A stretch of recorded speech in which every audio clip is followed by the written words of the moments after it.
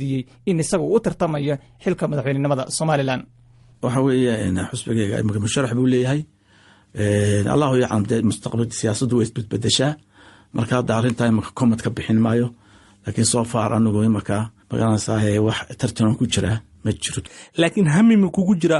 in doorashadan soo socota laga yaabo inaad ka qayb qaadato hamido waxaan siyaasadda u galay horta hami weeyad doon garan inaan iska dhex farfadhiye waan caruurteedii uga yimid inta u socda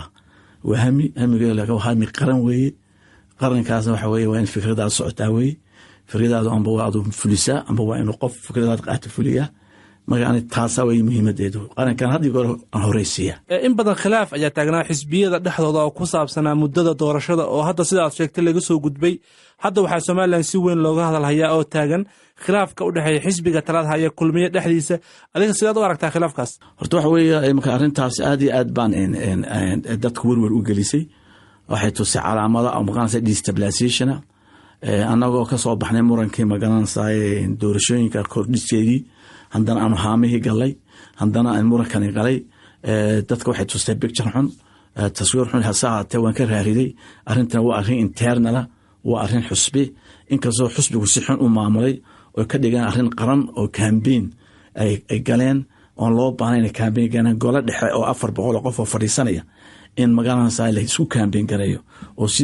sidoo shacbigu food bixinaya shacbiga loo abaabula waxa weeye waa naifnimada yaani siyaasadda ee politician Somaliland waxa ka baqayaan oo anaka baqaya haday jiitanto tartanka magaranaysa ay kulmiye ee musharaxnimadu inay dib u dhigay goorto hawlaha noo yaala inay doorasho dhacdo wada hadalladii Somaliland iyo Soomaaliya aad sidoo kale bilooyinkii dhaw aanan soconin waxyaabihii hore loogu heshiiyay fulintoodii la isku khilaafay maxaa sababay ay kula tahay in wada hadallada ay hor u socon waayaan waxa weeye wallahi waan ka xumahay marka loo eego Soomaaliya serious ma ahayn waxaan ku tusaa markii uu damsay Turkiga waa kii keenay rag magaranaysa ka soo jeeday waqooyiga Somaliland maxaan isku sheegnaa aniga ninka soo qalay arrintu waa waqooyi koonfure marka taasa ku tusaa hadda marka waxaan arrin baa socoto waxaan leenahay ma iska dhaafnaa qolada intay ka baxayso meesha